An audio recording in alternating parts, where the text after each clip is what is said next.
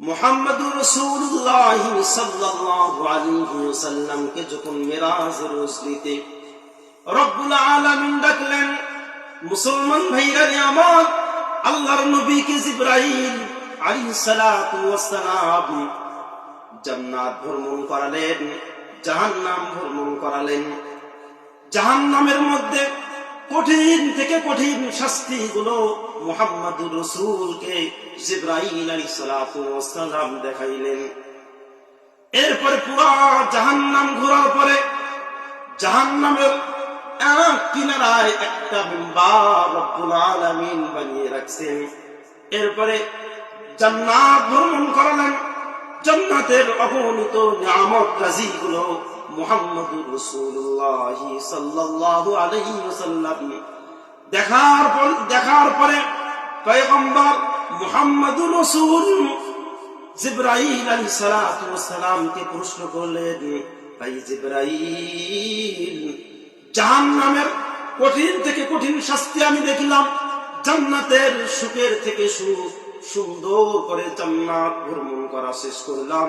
তবে আমার একটা প্রশ্ন হলো, জাহান্নামের মধ্যে আমি একটি মেম্বার দেখলাম আর জান্নাতের মধ্যে 7টি মেম্বার আমি দেখলাম, এর কারণ কি?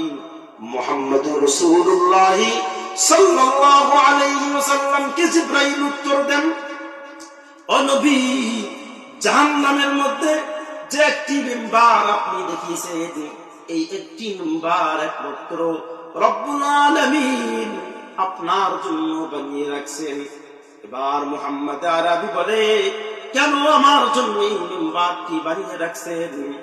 জিবরাইল এবার বলে, ও আখিরুস জামান মুহাম্মদুর রাসূলুল্লাহ সাল্লাল্লাহু আলাইহি ওয়াসাল্লাম, কিয়ামতের দিন কঠিন মুসিবতের সময় যখন রব্বুল আলামিন রাগান্বিত হয়ে বলবেন, লিমানিল মুলকুল ইয়াউম, লিমানিল মুলকুল ইয়াউম, লিমানিল মুলকুল ইয়াউম, তিনবার এই বাক্যটা রব্বুল আলামিন বলবেন।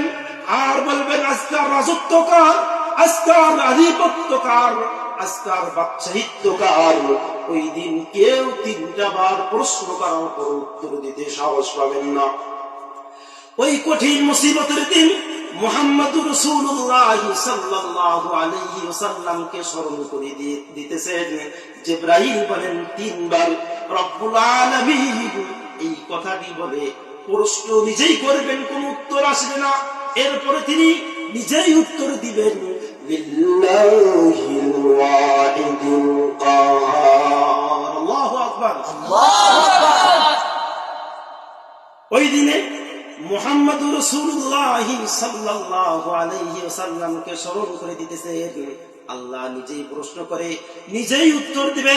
আজকার বাদশাহিত্ব, আজকার আধিপত্য, আজকার বাদশাহিত্ব একমাত্র কাহার রব্বুল আলামিনের বাদশাহিত্ব যখন হবেন, সমস্ত মানুষগুলো ইয়া নফসি ইয়া নফসি, শুধু মানুষগুলোই নয়, সমস্ত আম্বিয়া আলাইহিস সালাতু ওয়াস সালাম গুলো পর্যন্ত ইয়া নফসি ইয়া নফসি করে চিৎকার দিবে আর বলবে, ও মাবুদ, তাড়াতাড়ি বিচার শুরু করে দিন। আর এই কঠিন কিয়ামতের ময়দানে থাকা আমাদের পক্ষে সম্ভব হচ্ছে না। এবার মুহাম্মদুর রাসূল বলেন, এটা তো বুঝলাম, ইনবার কেন বানিয়ে রাখলেন? ওই সময় মুহাম্মদুর রাসূলকে জিবরাইল বলতেছেন, ও আল্লাহর নবী, ওই কিয়ামতের দিন কঠিন মুসিবতের সময় আপনি এই মিম্বারের মধ্যে সিজদায় পড়ে যাবেন, আর আপনি যা কিছু মালিকের কাছে আবদার করবেন, মালিক আপনার আবদারকে পূরণ করবেন, অর্থাৎ উম্মতের জন্য যাই সুপারিশ করবেন, রব্বুল আলামিন আপনার সুপারিশকে কবুল করবেন। সুবহানাল্লাহ, সুবহানাল্লাহ। এবার জান্নাত যখন ভ্রমণ করলেন, আর জান্নাত যখন প্রথমবার রব্বুল আলামিন বানালেন, মুহতারাম হাজিরিন, আল্লাহ সুবহানাহু ওয়া তাআলার কাছে জিবরাইল একটা অনুমতি চেয়েছিল, ইয়া আল্লাহ, এত সুন্দর, এত বিরাট একটা জান্নাত বানাইলেন, এই জান্নাত মানুষকে আপনি দিবেন, মানুষ কিভাবে এই জান্নাত ভ্রমণ করবে, এই জান্নাত কিভাবে ভোগ করবে? রব্বুল আলামিন বলেন, ও জিবরাইল, এটা আমি মানুষের জন্য বানিয়েছি, মানুষই শুধু এটা ভোগ করবে, কোন প্রকার ফেরেশতার জন্য জান্নাতকে আমি বানাইনি। এই কারণেই ফেরেশতারা এই জান্নাত ভ্রমণ করতে পারবে না। এবার জিবরাইল আলাইহিস সালাতু ওয়াস সালাম আল্লাহর কাছে আবেদন করলেন, ও আল্লাহ, তুমি তো আমার 600 ডানা দিয়েছো, এই 600 ডানা দিয়ে আমি পৃথিবীর মধ্যে আগমন করি, আমাকে অনুমতি দিন। যে বান্দার জন্য এত বড় জান্নাত তৈরি করে রেখেছেন, এই বান্দাগুলোর তো কোনো ডানা নেই, কিভাবে ভ্রমণ করবে?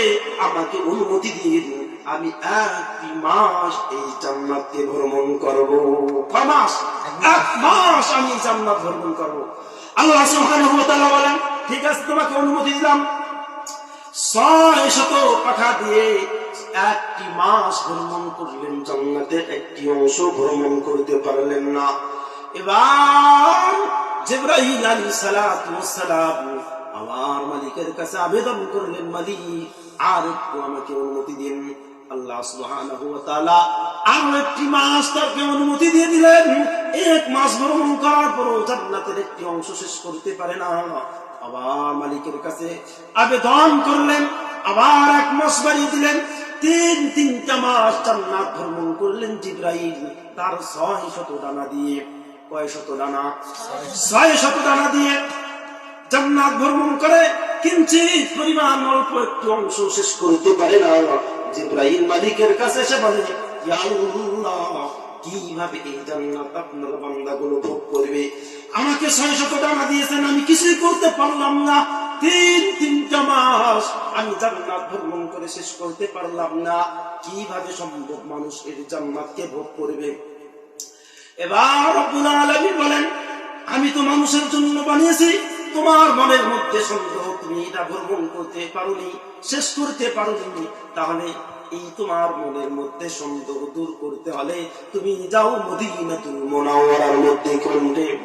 যারা বলেন মদিনাতুল মুনাওয়ারার মধ্যে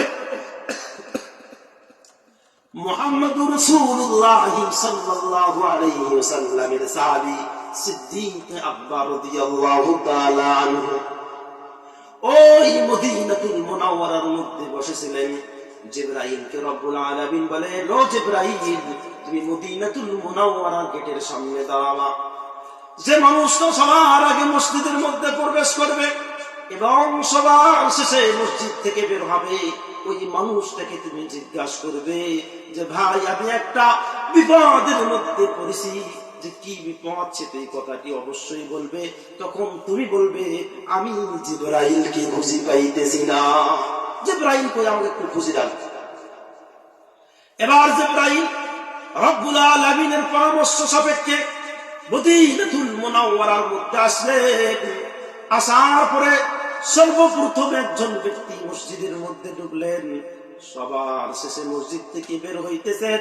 এরূপ সবাই জিবরাইল আলাইহিস সালাতু ওয়াস সালাম মানুষের আকৃতি ধারণ করে সাহাবাকে বললেন, আসসালামু আলাইকুম ওয়া রাহমাতুল্লাহি ওয়া বারাকাতুহু। কথোপকথন হলো। এরপরে বললেন, ভাই, আমার একটা আপনি উপকার করে দিবেন। সাহাবী বললেন, কি উপকার করব? জিবরাইল বলেন, আমি সব জায়গায় খুঁজে শেষ করলাম, জিবরাইলকে আমি খুঁজে পাইতেছি না। যদি আপনি আমাকে খুঁজে দিতেন আমি অনেক উপকৃত হতাম।